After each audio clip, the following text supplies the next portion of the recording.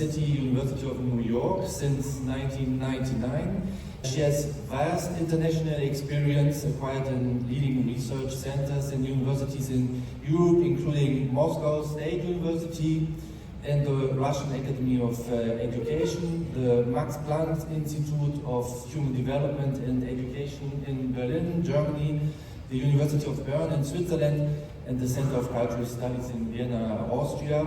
She has published widely in leading international journals on cultural historical activity, theory, and the Vygotskian approach in human development in English, Russian, Italian, and German. And her research is situated at the intersection of human development, education, and social theory, including topics of subjectivity, collective agency, action, and personhood, all viewed through the lens of social change and activism. She's the author of and editor of several books. Her most recent book is called The Transformative Mind, Expanding Vygotsky's Perspective on Development and Education by Cambridge University Press. His work has been supported by grants from various agencies such as the National Science Foundation, Swiss Science Foundation, and Jacobs Foundation. And last year she was given the Special Interest Group Award for lifetime contributions to cultural historical research, a Lifetime Achievement Award by the American Education Research Association. And her keynote today is called Activist Transformative Theory for Education, premised on changing the world and ourselves within world historical struggles. And I think it will be really nicely setting the ground for the underlying theme of this year's conference, inclusiveness as a future challenge. So we look forward to your keynote, and I welcome you here at the stage of ISCAR 2024. It so happens that the Netherlands feels almost like home. I've been here so many times, I can't count. The last talk actually was 10 years ago with Bertrand Moos. So you do? Okay, yeah, I think I remember you too. Yes, so it was a very nice encounter. It's a pity he cannot be here. Hope he feels better. It was organized by Michalis Kintapotis, by the way. Pity he's not here. Someone also doing very interesting work. Michalis Kintapotis, yes, so it does feel like home. Europe does feel like home, although it's 3 o'clock in the morning for me today. Nonetheless, it does bring many memories. And today, I don't want to make a very formal talk about like data and results and outcomes, which I could do, but I won't. Why? Because I think the big talks like this, they make sense mostly to get a sense, to convey, I think that's, but of course people think differently, but to convey the spirit of the work we're doing. And then of course the work itself is published, is being in the process of being published.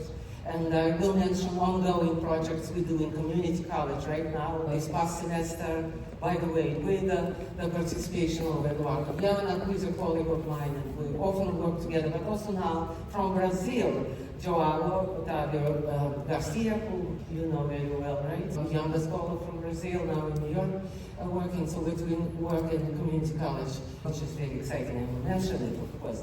But I want to convey kind of the sense of our work, maybe the spirit, yes, if it's a good word, but of this work, which has to do also with the location, as everything has, everything has very strong sense of space and time, of course, and location, which happens to be New York, which is, for me, 25 years, exactly to the day. Well, this day, 99, right? We are STEM people, we count back, it's 25 years exactly that I moved to New York and started working in New York in August 1999, which is 25.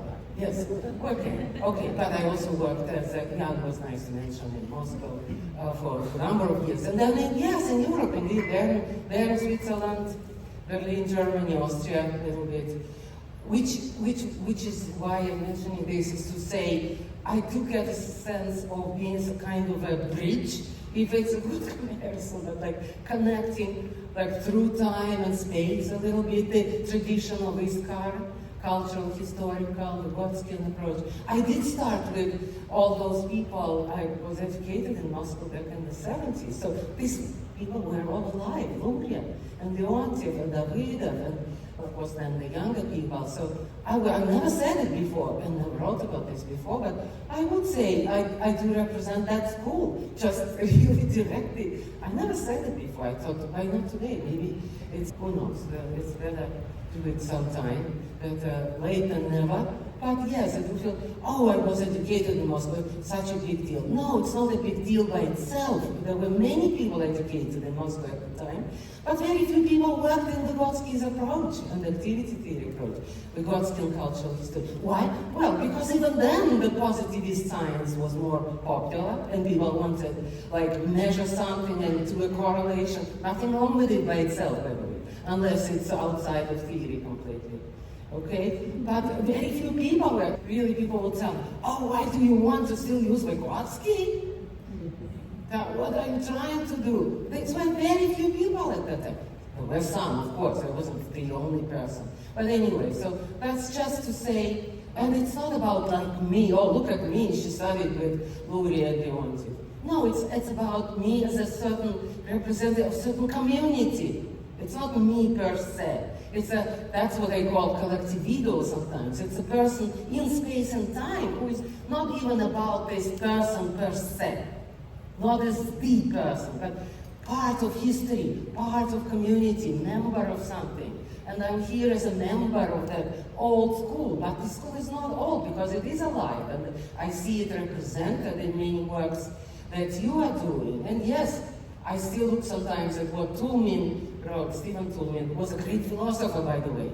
Oh, why was he so right on the mark about Vygotsky when he was a first-rank philosopher, well, mostly in Wittgenstein, specialized in Wittgenstein, Stephen Toulmin. But he saw it through on Vygotsky. His piece on Vygotsky is still the best, one of the best. Vygotsky is the Mozart of psychology when he wrote it. And he said there are things that are amazing, and I read them today sometimes. Maybe I'll have a quote. But they are prescient. They are absolutely, like, today, a treasure.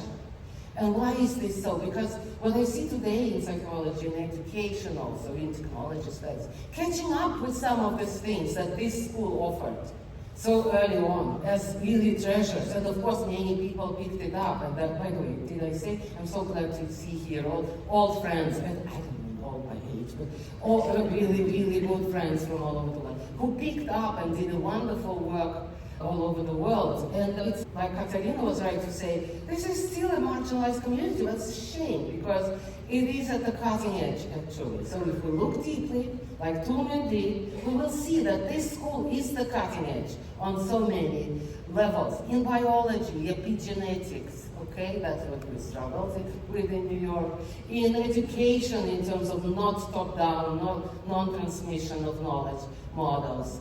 In digital technology, even in terms of human component, which I will mention today too, if I don't run out of time. There is a lot packed in here. So, it is on the cutting edge in so many aspects. And I think it's and of course we try to do this, to show this, and then instead of being marginalized, I guess, really aspiring to be on the cutting edge. Let's see how this works. Okay, you do see the title, Activist Transformative Theory for Education. And then the subtitle is 2 more. So that's the gist, just the title. These are just my email and the site, because these talks, I think they're mostly to communicate and to get in touch. So please follow up if you have questions. Please email. That's why these conferences make sense, only for that people get to know each other, get in touch, follow through. I do want to start with a quote, and I use many quotes from different people. I like that because it makes it dialogical. I don't read it. I'll read it for you. People begin to read right away. It's Jorge Luis Borges, okay? But I think it conveys something very important. To live in a time of great peril and promise, as today, Katarina mentioned that too, crisis, Greek word, wonderful word. To live in a time of great peril and promise is to experience both tragedy and comedy, with the imminence of a revelation in understanding ourselves and the world. Jorge Luis Borges. Sometimes you read poets, you read novelists, and they say things theoretically so rich and so richer than we can ever say. Well, so understanding the imminence of revelation, so we are experiencing maybe being on the precipice of experiencing something. Certainly not, it doesn't relate to my talk. I'm not going to present any revelation. We all experience our own revelations. No one can give us a revelation. It's something we do, each of us, right, as a member of a community. But I think this is a very broad sense of what's going on. Parallel promise, yes. And this actually, you would say, oh, such a broad philosophical quote, so, okay, so what? So what? Well, this is said about ChatGTP, actually. This quote is by Chomsky in New York Times. I mean, it's by Borges, but Chomsky invokes this quote to say something very important about artificial intelligence, for God's sake. Okay? And I'll return to that if I don't run out of time, or you have to give me more time. But it's actually about ChatGTP. Okay? And I will say very specific things about ChatGTP. Okay, chat not confused with our delight. Okay, ChatGPT, artificial intelligence. Okay, I'll return to that because it's very important. One of the best articles on artificial intelligence is by Chomsky. Shame on us, by the way. He's a behaviorist. Well, sorry, no, he's not a behaviorist, but he's the one who dismantled behavior. But he's still in the positivist kind of thing. But smart guy. What can I say? Okay, so today I'll give brief reflections, very brief, on the socio-political context, very brief, but we need to feel ourselves in time and place. And of course you can feel your own time and place, but I just want to convey mine. Again, not because of me, like me, bounded with my skin, no, of this journey that I mentioned, okay? Then I'll talk about the need to really new thinking and acting, like Stephen Toulmin, for God's sake, again, from the 1970s, okay? In the world on fire, as was nice to mention today, this is Cherry Moraga, actually, Cherry Moraga, I recommend, World on Fire. Do we feel it? I feel it in New York, I mentioned this, okay? After the world has ended. This is from Francisco Medina, a student of mine who just defended this summer, and who works in a community college. A community college is for mostly first-generation students, mostly students of color, very often immigrant students, just very often undocumented immigrant scholars, students, and they are scholars too, but anyway, that's the spirit. But you can be undocumented and a student at CUNY, unlike in Europe, by the way, huge difference in how we treat immigrants, I think. Okay, so after the world has ended, if I sound sometimes a little bit pessimistic or on edge, you haven't seen anything. You come to New York to my class, you will meet the students, you will know the spirit and the sense. They scream, they don't talk anymore, they scream. From anger and indignation of what's going on, because they're teachers in schools in Bronx, in Harlem, in New York, all over New York. And they scream. They don't talk in the classroom anymore. We don't, we just scream at the top of our lungs because of anger and indignation. And last one, well, until tonight.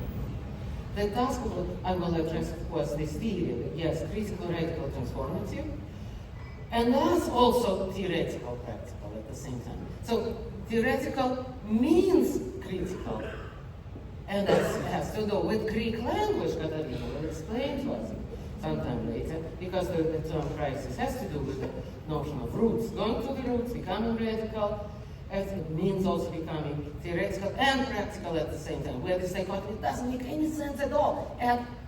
Just please, if anyone will want to say like, oh, this is theory and we need a modern theory. If I had a cent for each time I heard that, I would be very, very rich but it really doesn't make any sense if I had time to explain this. Okay, I'll end with the implications for education and the project we do in New York and community college, and the key words for this work is stop teaching. Really, stop already. We have to stop teaching. Just stop it. Well, we need to stop it. It's provocative sense. Of course, it doesn't mean completely stop teaching. It's stop teaching and start teaching and learning as one process. Teaching as we learn from our students. Listen to them, hear them. Even if they're very young, they know more than we do. And they have more at stake than we do. because it's their world. How often do we see younger people on the news? Never. How about never? And this is their future, not ours. I don't mean some people are very young here, but anyway. But it's still not that. I mean, like elementary school children who would need to come. We have Greta Thunberg, thank you, yes, to her. But that's very rare. That's why she was such and such. It's so rare just to hear from younger people. So we need to stop teaching, just really stop it. I did a podcast on this. So if you're wondering if it makes sense, please take a look, a podcast at Boston College with the colleagues there. Okay, so I do want to address from where we speak, the location, right? So this is really because we need to avoid the hubris of the 0 point, like speaking from nowhere. We come out and we do research and speak as if we are not present there. We are. We need to say who we are, where we come from, what's our journey. We need to say it explicitly, because otherwise we are in the hubris of the 0 point, as if the objectivity will give us the answers. Okay, and then the big word, the world historical struggle. Yes, which is specific for all of us. But there are some overarching trends also, and we participate in it. And today it's also for us, I believe, that's my take, it's a struggle to decolonize science and education, from where I am at least. So I do want to draw attention to this because we are still like, of course, a little bit isolated maybe from the wider trends and so on, which you feel when you go to ARA, for example. But it's about the discursive exclusion, the epistemic violence, and I have a quote from Cornel West that the very structure of modern discourse was produced and produced rationality, scientificity, objectivity, and they are all connected to white supremacy. As soon as we say objectivity, data, we need to remember that, please. Oh, that's, you know, and I'm not here to give you answers. It's just a provocation, not that I have answers either. I'm myself a learner on this, so I even slowed down in publishing and just went out learning from my students, with my students. That's just New York to show you where my creative center is, right there, from the window. But is it, by the way, to acknowledge also the place, it's really the place of Lenape tribes, and I think it's a very important tradition to give credit, and especially as we are in Poland right now. So this is, because it was founded, Manhattan was founded by Dutch rulers. But now the tribal representatives will call for apology for Dutch settlement of New York. Important to know as we are in Poland, right? Manhattan, right? I'm not pretending I know how to say it. I'm learning myself, really being a learner. Okay, but I do want you to know, CUNY, where I work, it really is a university with a mission, and it does work with students from low income and does a good job of that. And we have students who are both excellent and defiant. And if you were in, how many people are from New York here? I know Carrie is. Yes, there are 3 people, 4 people. They would not let me lie. Okay, I see. Okay, I see you in the back. By the way, there are places, seats here if people want to sit down. Yes, there are several people, they will put a check on me. But New York is a special place. And you do sense, you feel that the pulse of time. I don't know, right? Maybe because people are from all over the world and you cannot be there without an accent. If you don't have an accent in New York, people look at you strange and they say, where are you from? Okay? Where are you from? Really. Okay. So, and you could see it this summer in the demonstrations, and of course the racial and anti-racist protests earlier, but also this summer. Just amazing activism by students, and there was a turmoil on the streets of our students arrested at Columbia. But you should have seen the students and these protests. Unbelievable. And this is a very important figure in America, Howard Zinn, who passed away like 10 years ago probably, but historian who wrote Alternative History of the United States. Howard Zinn, Z-I-N-N. And I love his quote. He said, they say we're disturbing the peace. That's what was told to the demonstrators. Oh, you have to go all the way from campus because you're disturbing the peace. But there is no peace.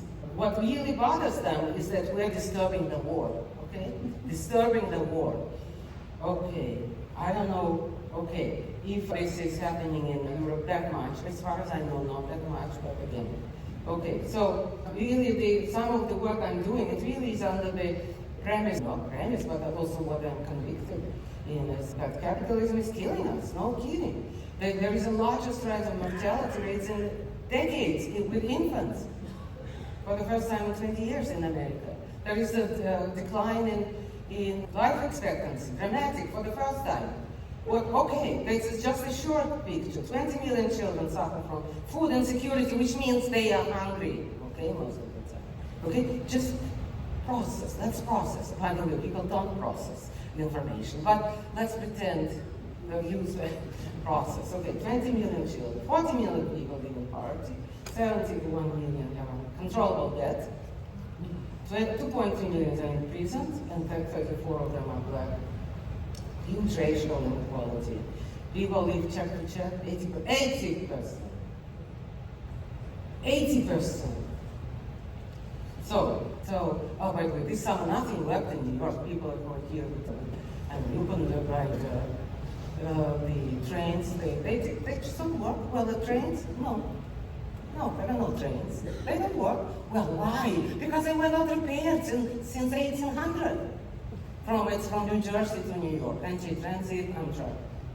Okay, you get stuck in the tunnel for 2 hours with no, okay, that's not the worst that can happen to you, but it can happen to you. Be mindful when you come. Okay, so why I'm mentioning this? Not as a separate topic, that's the point. The topic is that it tells you that if we are really in these situations, which we need to open our eyes and not be in the guarded community, gated community or the beautiful garden, as Jack Morrell said. Europe is a beautiful garden. Okay, yes, but that's also the world. And wake up to this reality, which I'm trying to do with my students and learning from them, is that there is no way to adapt to the world as it is because it's killing us. So we can do it, but it's going to kill you. Okay, that's a deathly efforts of adaptation. So instead of that, yes, so we throw out adaptation, we substitute for this transformation. So this is an ethical ideal, you know? But it also becomes a conceptual notion, which is guiding everything else. And then knowledge becomes for cutting. Knowledge is for cutting. Beautiful quote, I think. Do you know who? Okay, I won't tell you it. Not mine. Okay, it was Foucault. Okay, but we usually don't like to quote Foucault, but that's him for the gym.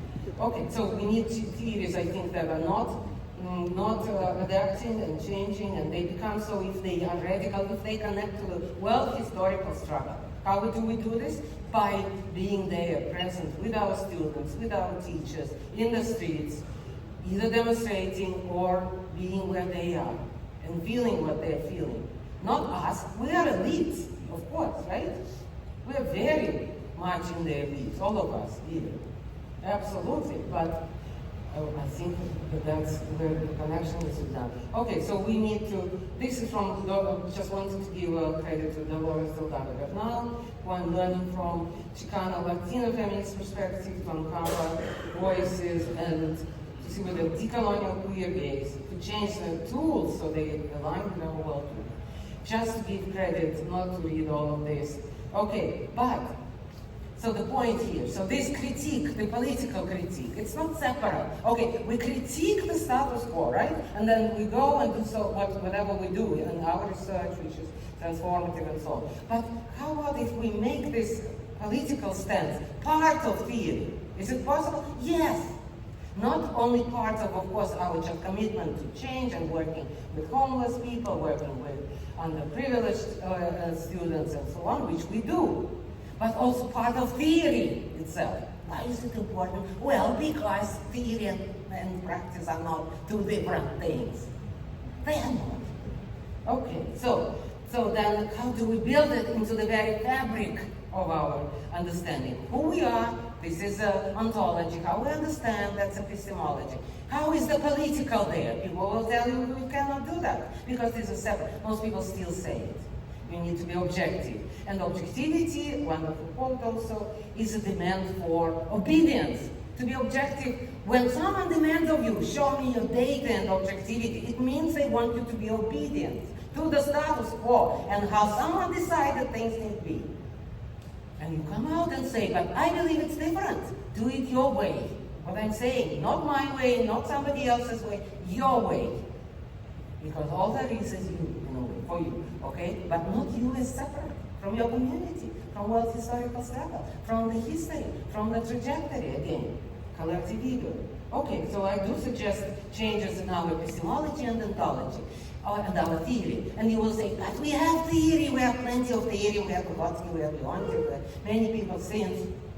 Well, it's their theory, and how about our theory? We need to make it our own. It's not enough, with all my respect for these wonderful people, and my teachers, yes, whom I knew. And Vasily, by the way, too, right?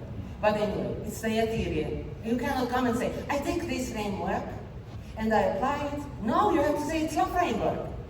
Change it, critique it, show where you add something to theory. And you will say it's hard. Yes, hard, but not impossible. I recommend this, and it's very exciting. Nothing is more exciting. Okay, so radical, okay. So, and here we come to an important point.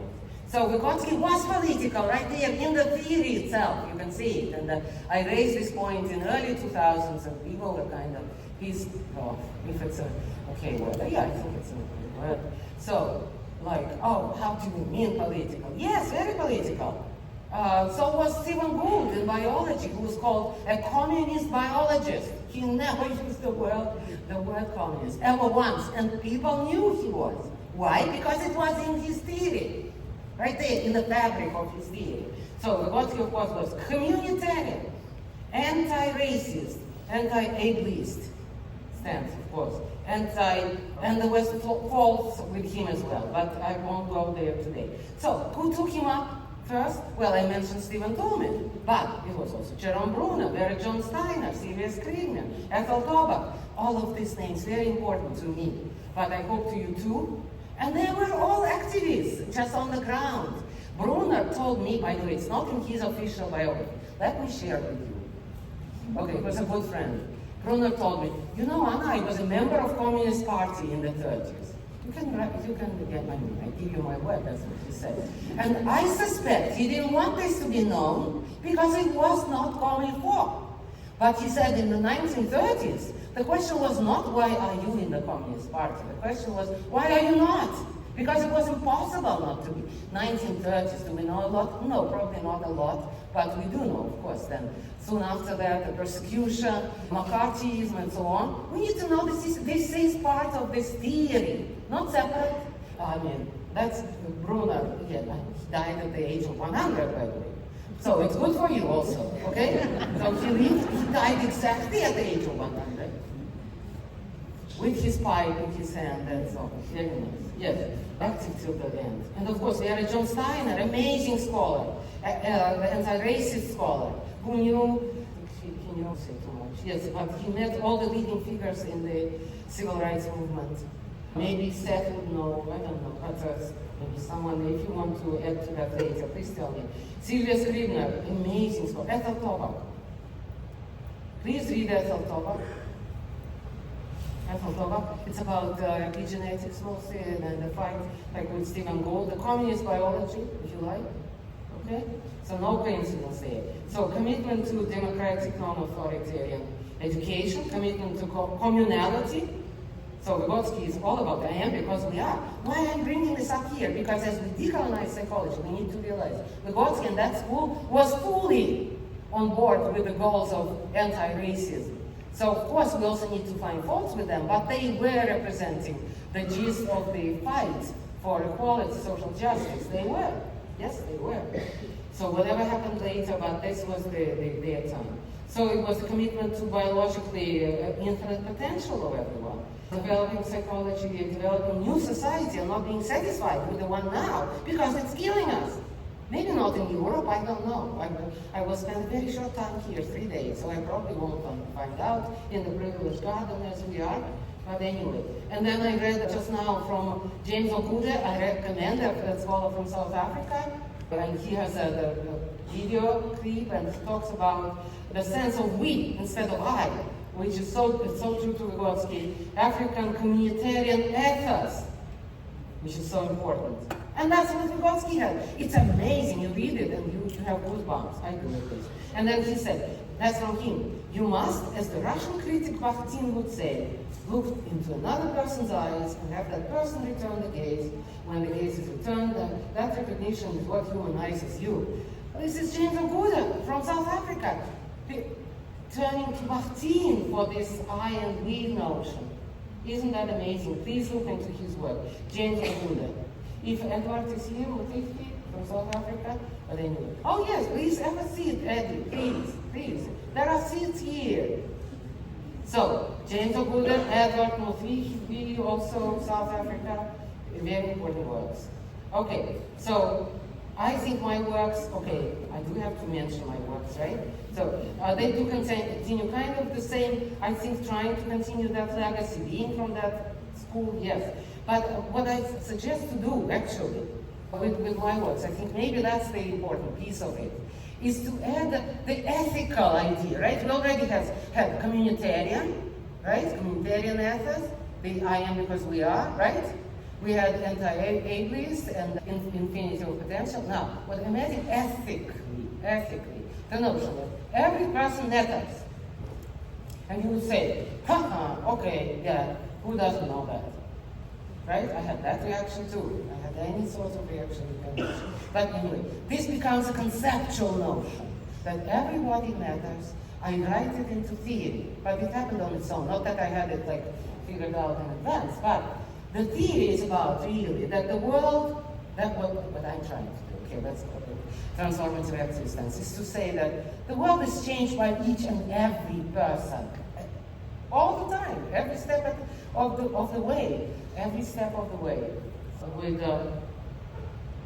Okay, so yeah, that's the formulation from the transformative mind. So I would say is that every person matters because the world is evoked, realized, which means made real, because it's not real unless we populate and realize it. Invented and created by each and every one of us, in each and every event of our being, knowing, doing. By us as social actors and agents of communal practices and collective history. Only come about within the collective matrices of social practices, in joining the struggles. I can't read it, it's too long, okay, the sentence. But that's the sense. So it's very Marxist, but it really is, and Watkin, I believe, but it really is something that pushes it one step more. Small step, it's up to you to decide, whatever. That's what I feel inspired about. So if we understand that it really is every one of our students, right there in our classroom. Yes, younger students, thinking about Chris yesterday, we spoke, younger, really elementary school students' education. But that if we see them as makers of history, really, already, we will really be much more attuned to understanding what's going on. Okay? So this is both an ethical and conceptual principle. And I show, because I took 500 pages to explain this. But it really is about ethico-ontoepistemology. So ontoepistemology, who we are, how we understand, becomes one with the ethical principle. Not separate, one. It's the ethical principle that every person is changing it. For herself, for themselves, and for all of us. We're not separate, like separate figures walking around. It connects with Watkin, of course. And the African principle of solidarity. So it's the normative idea of solidarity, okay. So it does challenge really the canons of universality and the fixed world out there, the status quo, and it's about the spiral. What spiral? That's, I think, where I try to formulate it conceptually, like that every person matters. So we're saying unified process, people transforming their circumstances of life, and simultaneously in this very process being transformed by these very agents. And you would say again, and so what? Well, it's a big deal if we look closely. That's what I try to do, and that's where I want to proceed now. Okay. Oh, this is one quote from Marx. One, okay? You can see. Look at this. Do you see? It's possible to read, okay? Oh, you're taking it. Okay, what I want to just say here, it's one sentence, okay? People complain to me sometimes you have long sentences. Look at this one, okay? That's one sentence. And it goes on and on. It's a beautiful sentence, and the importance is the ending of it. The circumstances make men just as much as men in the old are nuns. By the way, it's not the correct translation from German because he said Mensch, which means, of course, not men. Right? Yeah? It's not men, it's people. It's just the same as in Russian you say человек doesn't mean man, it means human being. So the translations are often out of it. So anyway, the circumstance, yes, so Marx had this notion, okay? People make history and are made by this history at the same time. And this idea kind of travels through different literature, and I trace this idea. Many people use it, Edwards used it. Yes, I know. See, I follow what people publish. So yes, okay, but what does it mean? Let's take it to the hilt and really explore what it means. Okay, Marx, Wartowski used it. See, I mean, I do think like in the English-speaking literature, Wartowski is the best for it, okay? And where did it get it? Oh, well, he got it also from Bronfenbrenner, I think in some kind of interaction with Bronfenbrenner. Where did Bronfenbrenner get it? Well, Bronfenbrenner worked almost directly with Davida, and there he was personal friends with all of them, Zaporozhets especially. Okay, so you wonder, but that's the connection right there too. So people use it, absolutely. So I do suggest to speak about the mutual spiral of co-realizing the world and ourselves. Look just at the end of it. Okay, I can't read all of it. I have no idea about time. Okay, no, that's not too bad. So look, so at the end of it, mutual spiral, co-realizing the world and ourselves. One word, co-realizing ourselves and the world. Crazy, you would say. No, not so much, because it has implications for things very practical, such as ChatGPT, artificial intelligence, teaching and learning. I'll return to that. Very concrete. If we take it seriously, it's one thing, like Engels said, it's one thing to say that, I think what this is relating to some very well-known quote, like, it's one thing to say it, and the other thing is to follow through. So what I try to do is to follow through with what this means, okay? The mutual spiral. The mutual spiral, okay. So what it means, actually, to me, I'm offering this as my work and kind of the fruit of my labor. You can take it or not, it's up to you. But I take it very radically, and I think it becomes transformative because of that. There is no gap between us changing the world and our knowing, being, and doing. There is no way to step outside of the spiral. You cannot step outside of you making the world and being made of it in the same breath. And there is no gap also between yourself and the world. You will be surprised, but I looked through really carefully through most texts, and people don't address this, and I think it needs to be addressed, that we're still seeing ourselves as if we were separate. I'm here, the world is there. I'm here, you are there. How about if it's not separate? If it's one circulation of thoughts, ideas, practice, and I think you can do it. There is no spiral. There is no way to step outside. And there is nothing outside of this spiral. And I had so many, of course, that's the advantage of age, because I had so many discussions. Someone said, yeah, I agree with most of it, but how about facts? Facts and data. Congratulations. No. You cannot talk about facts as separate from those who produce them, those who use them as propaganda very often, and those who want you to use them with certain goal in mind, typically political, because the nursery is political. Please read the works of Nick. Nick, are you here? Nick Hopwood? Yes, he's here.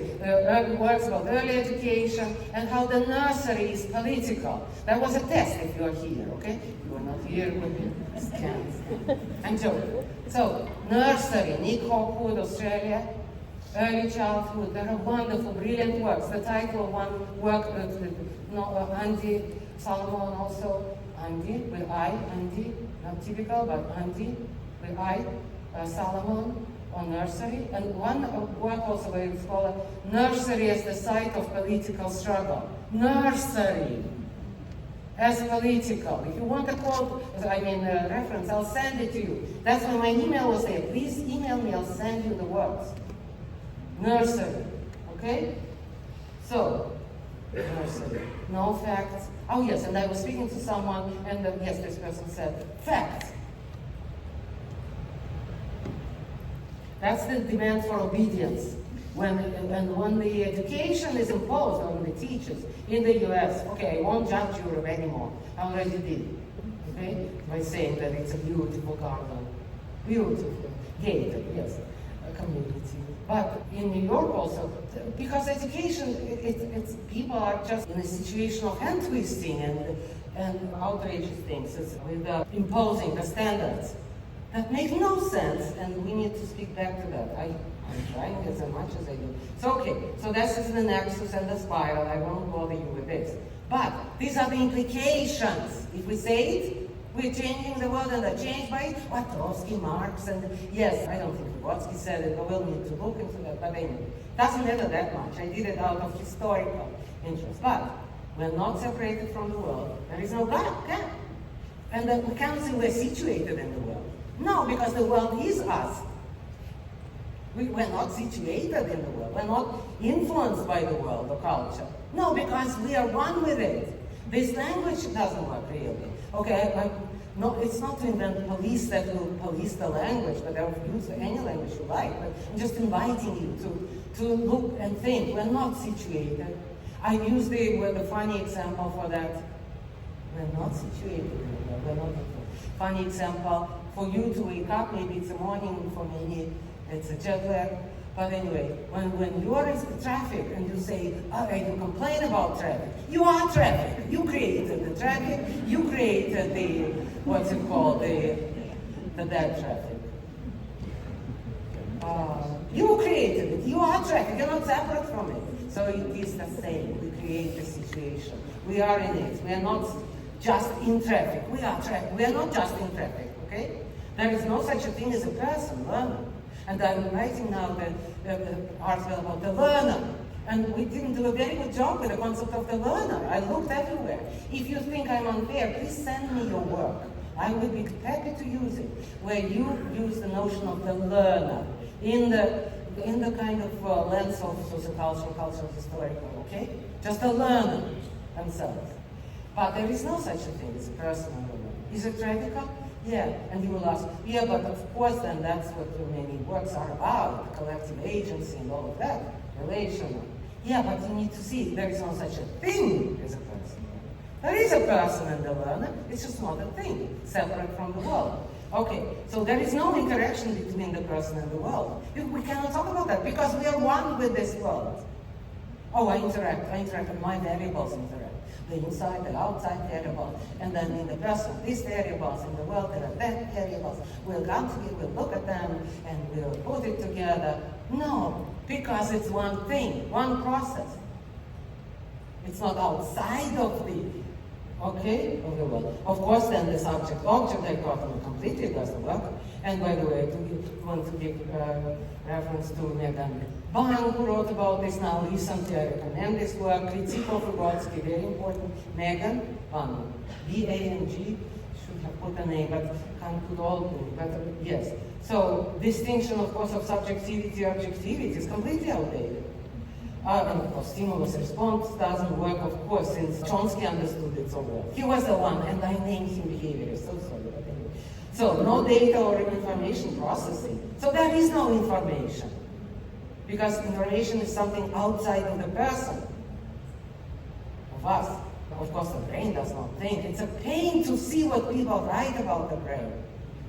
It's just such a pain to me, personally. I'm pained. Okay? Just to tears, to anger, rather. Okay. No transmission of course and the knowledge. No teaching without learning. Stop teaching. We should all of us. And I'm saying it to myself as well. I'm not exempt. I'm not saying, like, telling this at you. It's also what I tell myself. That's where I am now trying to push and move on, you know?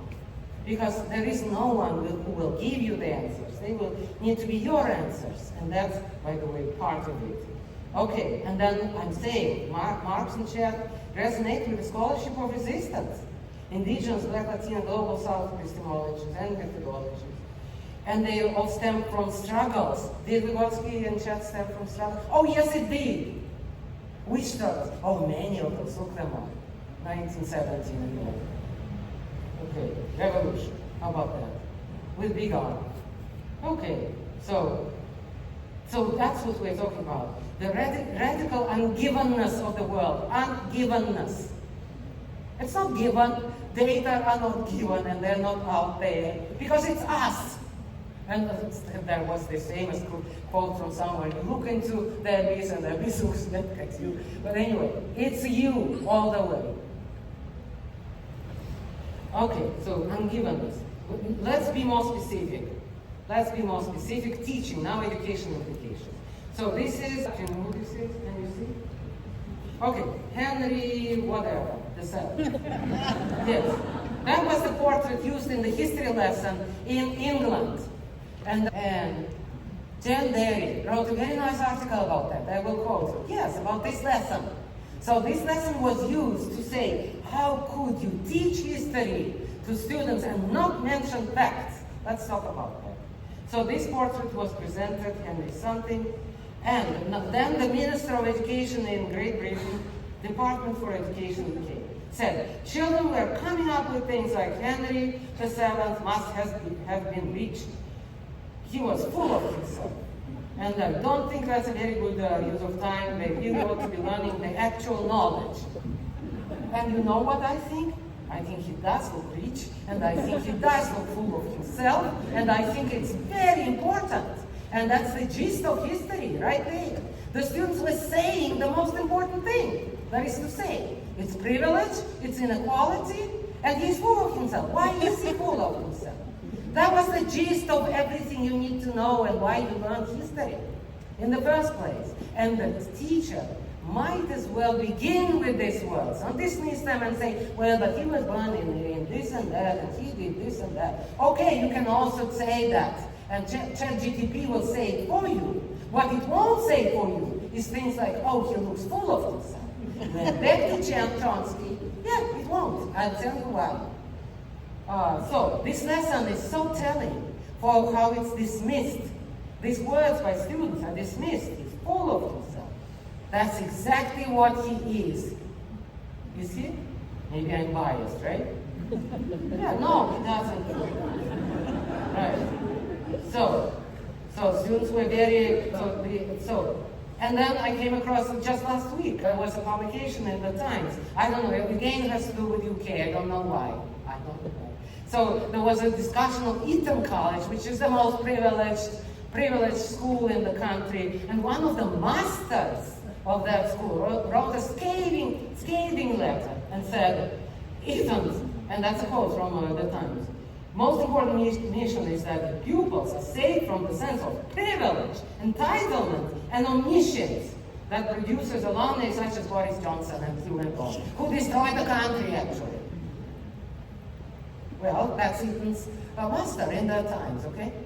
So, privilege, sense of privilege, and that's what students were tapping into in this lesson. And that was not Eton, that was probably a common school. So anyway, so Jen Derry, this article, The Problem for Cognitive Load Theory, just recently came across it by mistake, and it just sparked for me many things. So anyway, she talked about how it's important, so knowledge is constituted through human activity, says Jen Derry. Of course it is. I was like reading and saying, yes, of course. But very important, she formulates it nicely with a philosophical inspiration there. So, actualize and develop in human activity. Knowledge is actualized and developed in human activity. Wow, yes, and that's what Davidov also says, and Jen Derry says in her own way. That's absolutely not a critique. I'm saying that's very nice. She proceeds from very different set of assumptions. I thought, why isn't she using Davidov? But okay, I'm not deciding for her. But anyway, very good synchrony there. And so learners can be thinkers, yes, but which means that they can act rather than remain passive recipients. Absolutely, 100%. Okay, anyway, so this is just to say full agreement. Okay? So, what I'm adding to this, yes, they cannot be just things. You cannot teach facts and knowledge. Why? Because it doesn't make sense. Because ChatGPT can do it. Everything that ChatGPT can do now, go and try this, the application, right? What you see it can do, we don't need to teach this anymore. So we have a very good criteria now. We don't need to teach this to students. Because the machine will do it for them very quickly, right? Katarina? Okay. It will do a lot. That's what I mean. And of course, I mean, elements of it, people need to learn to read, of course, but as soon as you see that this is about information processing, we don't need this in school. What we need in school is a passion for knowledge. And yes, with elements such as that portrait, but not to learn just the facts. You can learn facts along the way, okay, bits here and there, but it's about knowing why it relates to you. And you, not as just you, but you as part of world historical struggle. Back to, what is this struggle? Well, for that we look around. And we are on the ground. And it's different for each of us. But it's up to the students to say what matters to them, to connect it to them and how they matter, to world historical struggles. So not just actors, but actors of world and history making. And that's the connection we often break when we just present, not you of course, and I know a lot of important work is being done in this community. So it's what I'm saying here, it's like, it's to a broader world, because we are a small community. We do many things right, we do understand things very progressively, but then it needs to also be out there in the world. So not to grasp, that's for education, that's what we're doing right now in community college. Not to grasp how things are in the here and now. In the here and now, because it's impossible to learn about how things are here and now. It's impossible and futile. Why? Because there is no here and now, because it's already changed since the time you asked the question. And because it's rapidly changing in the next moment.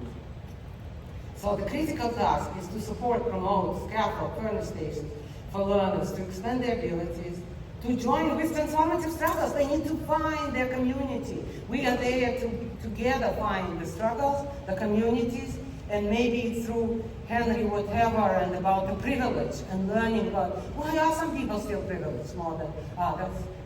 And that's the question that will raise interest, at least it does, for community college students in New York. Maybe it's different for other parts of the world, and you have to find what resonates there.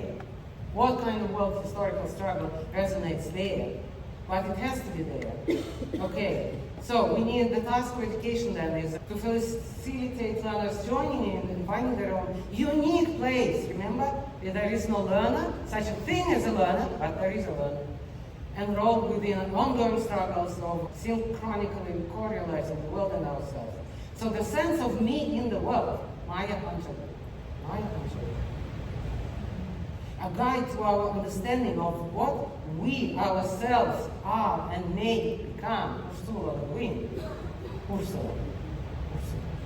What we become. It's about them. The lessons are about them. Not us living and then processing. The brain does not process anything. The human being does not process. Because, why, you might ask, not you again, you're a very progressive advanced audience. I'm kind of speaking to like wide audience and people will say, why? Well, for many reasons, because we're not computers, that's the first thing. We're just not. And what is the difference, by the way, between us and computers? What is it? Anyone? Let's make it dialogical. Anyone? Okay, I'll return to that at the end. Please think. Sorry? Emotional. Thank you. And this is Lana. Lana, hi. Yes, look, emotional. Please. We are living bodies. We are biological material. Yes, we're living bodies, biological material. It's nice to walk. Living bodies. Thank you. Please, say again. It's so beautiful. Yes, Dita is saying. We are living bodies, biological material. Yes, exactly. And there was someone. Yes, Katarina. Please go through it quickly. It's interesting, right? I've been working on that question actually, and I think one of the main difference is meaning making, bringing us exactly back to the Godspeed and the ground sea. Right? Thank you, Katarina. Hasa. There was someone here. And they are all planted. All people I know. I'm kidding. No, yes, please. I will do it quickly. No, first the Imagine and create. Yes. Hi. Here, please. Bloch would say hope. You are a Marxist. Yes. Congratulations. Yes, anyone? Bloch. And I'm meaning, of course, Ernst Bloch and wonderful works on utopia and hope. Yes, Ernst Bloch. I recommend it. So, it's most interesting. We are epistemological agents. Agents. Oh, thank you so much. I'll run that. Okay, because I'm using you. Okay. What time is it? Okay. Yes. Yes. Okay. Right. I mean, this is the central question. We should be thinking about it. What is the... Just think a second. I'll get some... Think about it. And the answer. Thank you. Anyone else? From... Yeah, please say aloud. Consciousness, thank you so much. Sorry? Plan, yes. Right, thank you. Yes. Yes, open, right. Manipulate, yes. Look, yes, all excellent, thank you so much. I'll tell you what I think. Do you want to? How am I different from computer? Not Chomsky, by the way. He wrote a brilliant article, but there's always something to add. Well, I think we're different from computers because computers do not care. And this, of course, entails everything, emotional, body. They don't care. They really don't. They don't give a... You can use anywhere. They don't care about what? About anything. About anything. Why would they? On what grounds would they care? So does brain don't care. That's why the brain doesn't do anything because it doesn't care. And who cares? Well, and the thing is, by the way, if you find something on that topic, send it to me, okay? Because I'm interested, like, to see what other people are saying. The thing is that it's not so much that computers don't care. That's even not that important. The important thing is that we always care. And we cannot learn or teach or understand or do anything without caring. We cannot take it out of the process. The caring. So students need to care, we need to care. Well, they do care, but we don't connect with what they care about. They care about themselves, their life, their family, their environment. But we need to connect to that care. Can we stop caring? No. Why? Because then we stop being human. We die. Literally. Yes. Okay? We do care. We cannot stop caring. So that's the difference. And I'll mention more on ChatGPT. The sense of me. The sense of me in the world. So the learning has to be about what's in it for them, for students, the privilege, the inequality that they care about. Even if they are eaten, because they ask themselves, why are they so privileged? And they have that conscious, and then they drink together. Okay, something like that. Or just go nuts. Okay. But not learners, of course, as isolated individuals, but instead as collectividual. Yes, so I'm trying to say. So it has to be about their activist life projects, about something they care. So we come into classroom and we care together about something, and that's the teaching and learning. And that's where we stop teaching, coming into classroom and just presenting things. But we need to be there and care together. It's possible, we do it in the community college. Okay, then learning becomes alive. So this is Francisco Medina. So you might know him, right? Others might know from CUNY, my advice he defended this summer the work about stop teaching. So he does the work in community college classrooms as a co-generative space for theory production and world making in the field of psychology. So you come to teach psychology, and instead of giving theories, giving knowledge, you together explore and say how you see this theory. What does it do to you? How does it connect to what you care about? And it sounds almost simple, but it's not done very often. So this is where we are together. I ask, how might my community college students' insights, hopes, dreams, and fears, very important, open up a space to collectively transform, update, and move psychology in new directions and past over broader decolonial, as part of a broader decolonial project. Yes. So theories are created on the ground there and changed. And then things are said, oh, this doesn't work really. It's inhumane to immigrant students and students of color. Then we were not taking it. That's the voices of students in community college. Very often, they've never seen a computer because they come to New York. Many do come to New York, you know, really from all over the world. That's why you feel the sense of the time almost. Because you are not in the garden. Please come to New York, visit. Okay, so, and this is about, again, Dolores Delgado Bernal, Chicano Latino feminist pedagogies, and here is a list of this. I don't have time to go very much into that, but, so, this is just an illustration. Hi kids, today we are going to learn about wage theft. Record-breaking profits without any increase in workers' wages is called wage theft. Trust me, students get interested. And sometimes with different things. And you introduce the topic of gender, and it's explosive. And students see it differently now. The younger generation, they completely see it differently. That's what we find in community college now. In this class, which we did together with Eduardo Viana on the ground, but we developed together a syllabus and worked with answers and students and Joao as well. So they have resistance to this also, because they don't want to open up. They make them vulnerable. So what we find, that this will be one of the first, yes, sometimes even funny, yes, no, not so funny. So what we find is first to deal with resistance, because who are you to come there and call on them to become activists? Who are you? They don't trust you, they don't know you. They're vulnerable. Many of them are without documents in the US. You can be undocumented in the university, it's okay. It's not that like in Europe. I don't know, not many people know. Yeah. So, which I think is great, because then we deal with really, we sense the sense of the planet. So they are vulnerable. You cannot call on them. So tell me about your problems, what you care about. Doesn't work this way. It's resistance first. Okay? So the first, and resistance is a form of agency. So that is the big article we're writing right now. I'm supposed to write it now. Yes, we'll see. So, resistance, because they don't trust you. Please read also other works by Eduardo. And we wrote together also for NSSE, National Society for Studies of Education, like how it makes you vulnerable. Like the first thing is like, put yourself on the line. James Baldwin is about that, of course.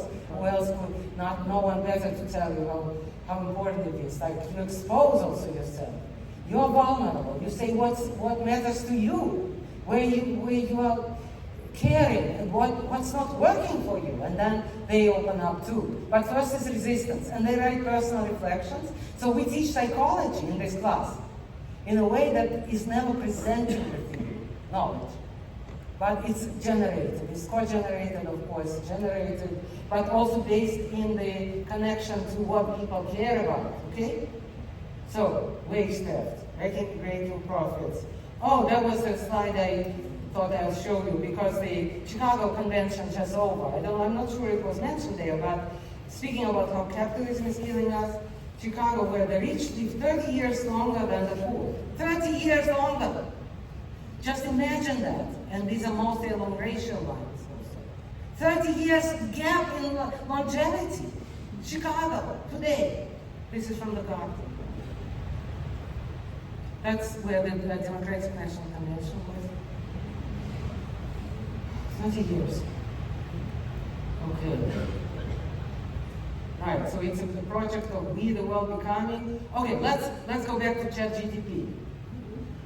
And this is now from Chomsky, that article.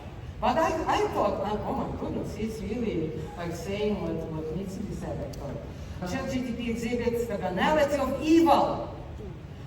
Plagiarism, apathy, and obviation. It summarizes the standard arguments in the literature by a kind of super autocomplete. Refuses to take a stand on anything. If you ask, how do you care? What's your position? What's that position? Pleads not merely ignorance, but lack of intelligence, and ultimately offers its just following orders defense, shifting responsibility to its creators. Yeah, if you push ChatGPT and ask, why are you giving me only white scholars' names, for example, on a situated cognition? Then they say, oh, what's the standard phrase? My apologies, I didn't mention any scholars of color, I will now. And then again and again, today, check it for yourself. Please not guilty. Well, given the amorality, four signs, and linguistic incompetence, and that's Chomsky, trust me. The system can only laugh or cry at their popularity. And it's a travesty. It's as in my first slide, it's both the tragedy and the comedy. The comedy is with artificial intelligence and the trust. Like, huh? Ooh. Well, it's four-sided. It's all performance in the very bad sense. Performance can be in a good sense. But the reaction is, oh, ooh. Well, that's so, it pains me to see also, like how people are in awe. But it's based on travesty, on fall, pretense. And, of course, the refusers to take a stand, I thought, well, that's exactly what we need for teaching and learning, if it's not just teaching, but teaching and learning together, because we take a stand on that side or the other side. But you cannot also demand the students. That's what I'm sharing from the current project. You cannot demand the students to take a stand. Remember, I think in Brazil I was taking, take a stand, no? No one? Anyone remembers? Fernanda, she says she remembers, okay. I trust you, but anyway, take a stand. That side, right? So take a stand on the matter. And then that was 5 years ago or something like that.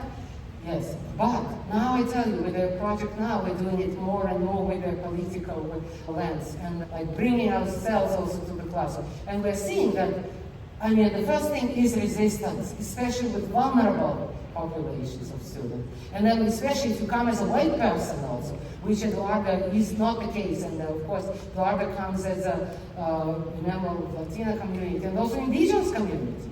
So that's very different. But me myself, like coming also with as a white person, and you cannot demand people to be open with you. You cannot do that. Our artists, you do it through being yourself vulnerable and opening up and showing that you care. And then slowly, and through the semester, how it goes, and things are different. And some students just help out. Not too many, because then we would be losing our courses. But some help out. They say it's so fast. We just need to glide through, get the grade, and be out of here. And yes, that's the attitude too, and you do encounter it. And yes, but then you say the others will stay, then they're there for good reasons. They care. And then the process begins. So it's part like revelation in a way. Did I say it in the beginning? Let's go back. Just quickly. I know, but it's almost, I don't see any time. There's no time on this one. I know, just the first one, only the first one. Okay, this one. Yeah, well, so teaching, right, yes, imminence of a revelation. Okay, understanding ourselves and the world. That's their work, each of us. Okay, the time is up, right? Okay, so the revelation is the work to do and to care. Thank you so much.